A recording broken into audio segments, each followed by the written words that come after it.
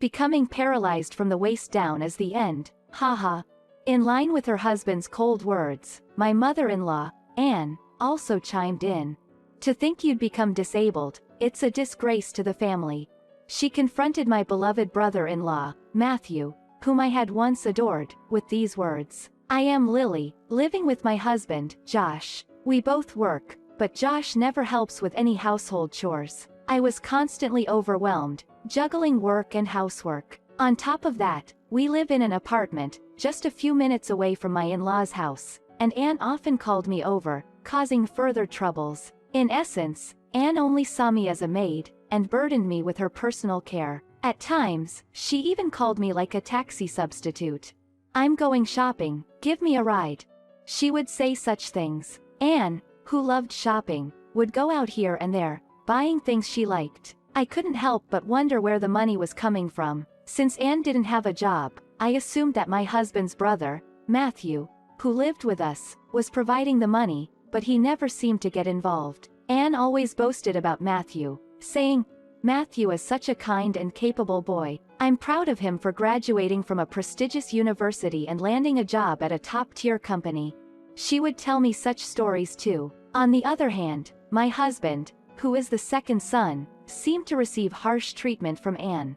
No matter what Josh does, he's always mediocre. His school grades can't compare to Matthew's, and the company he works for is third-rate. On top of that, his wife is ugly and clueless.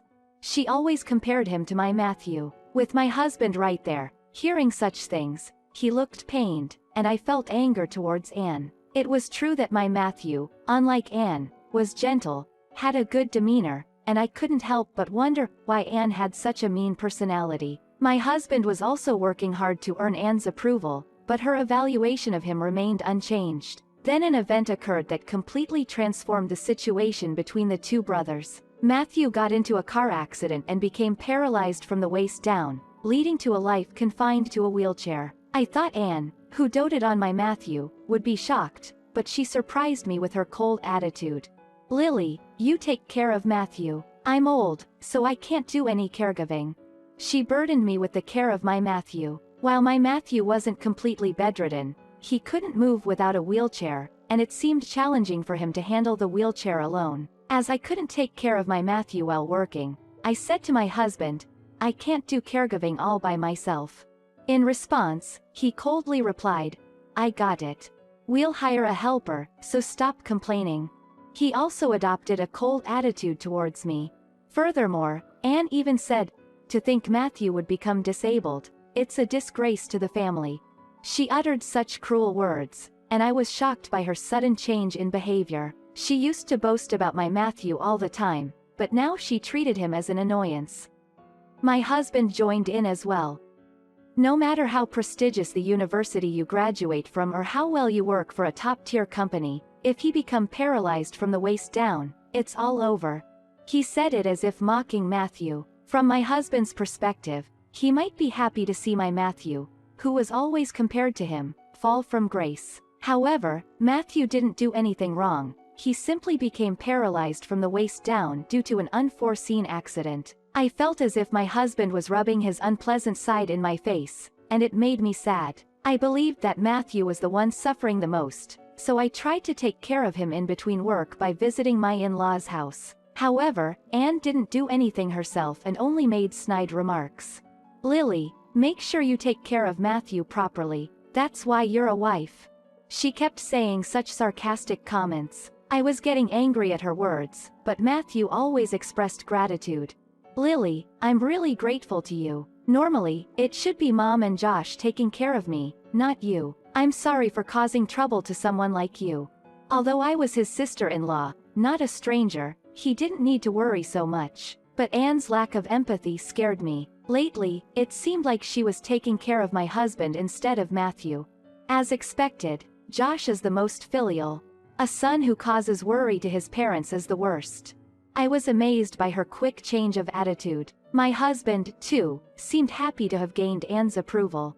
If I can't rely on others to take care of me, my life would be over. Health comes first in everything.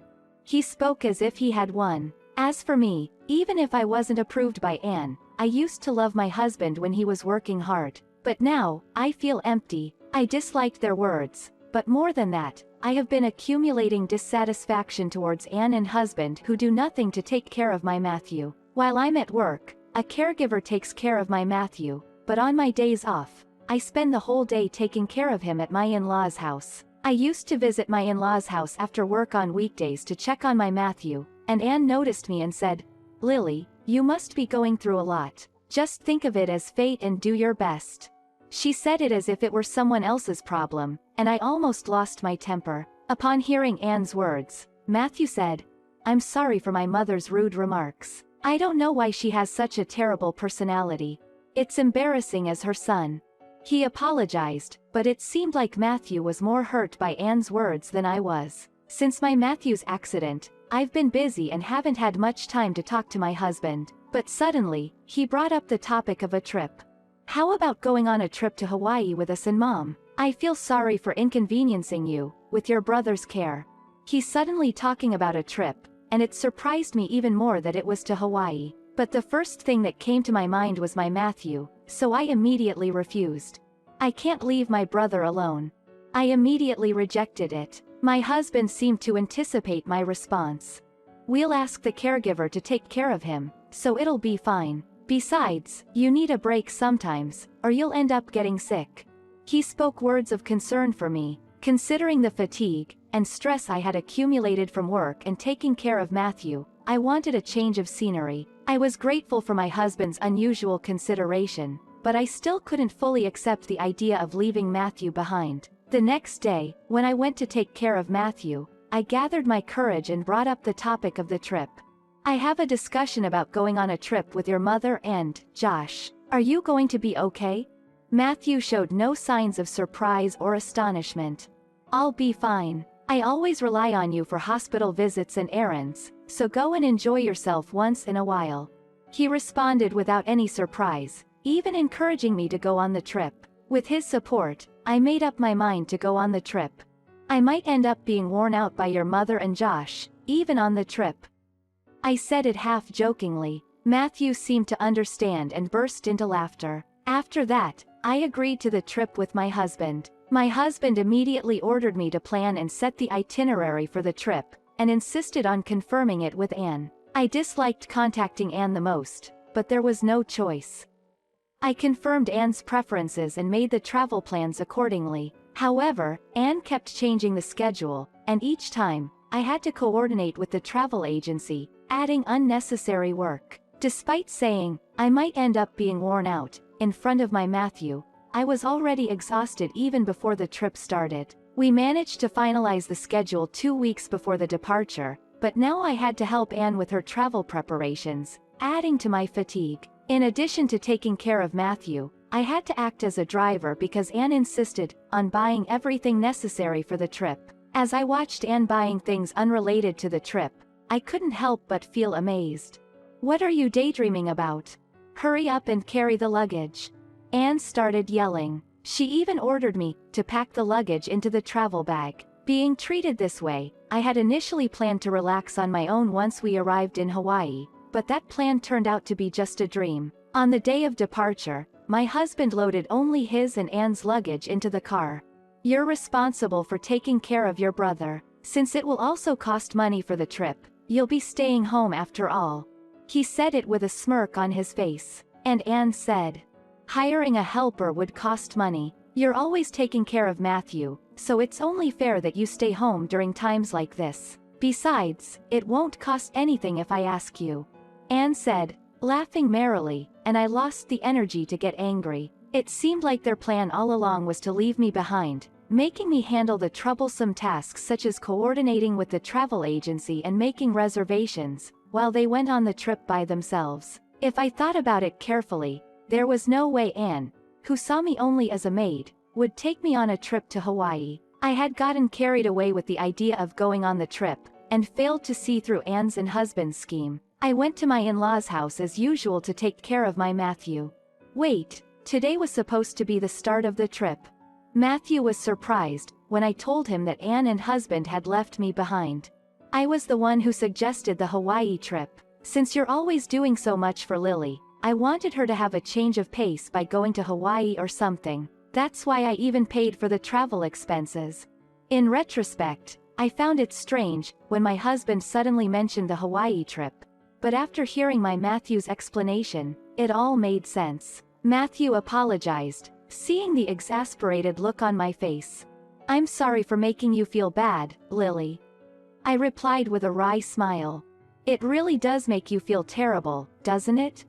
Suddenly, Matthew lowered his head and stood up from the bed. Seeing my surprise, Matthew said the following: "I may not be able to walk like before, but thanks to rehabilitation, I can walk a little now."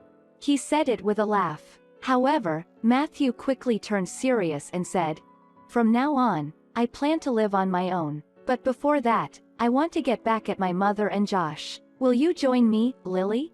He proposed to me. Naturally, I decided to participate in Matthew's plan. It seemed that Matthew had been considering moving out of the in-laws' house, even before the accident. He wanted to distance himself from his mother, who always interfered with his life. When he mentioned leaving the house to his mother, she started crying and pleading, saying she couldn't live alone and didn't have the means to support herself. He had considered forcefully leaving the in-laws' house, but then he thought it would lead to Anne asking us, as a couple, to live with him or demanding money, which would cause trouble. However, after the accident, seeing how his mother and husband treated him coldly, he felt the urge to retaliate against them. Matthew told me the detailed plan of how to get back at the two of them, and we immediately put it into action. Unaware of anything, my husband and mother-in-law returned home after their one-week trip to Hawaii. As soon as my husband arrived home, I received a phone call. "The apartment is empty. What do you mean by this? What about my belongings?" he shouted in panic. "I sent your belongings to your parents' house," I explained, and my husband muttered something incoherent. "I can't live with you anymore. I want a divorce." I made it clear. "Don't say such selfish things. I'm not getting a divorce." My husband became angry. I chuckled and said, "Who's being selfish here? I know you withdrew money from my account without my knowledge. I'm sure you gave it to your dear mother, didn't you? It's my money, so I will definitely have it returned." When I confronted my husband about giving money to his mother, he fell silent for a moment. After a while, he asked, "Where are you right now? Have you already moved out?" He tried to change the subject, not wanting to return the money. "I'm enjoying my new life." "Oh, and your brother also said he's moving out of his parents' house to live on his own, so I don't have to take care of him anymore, right?"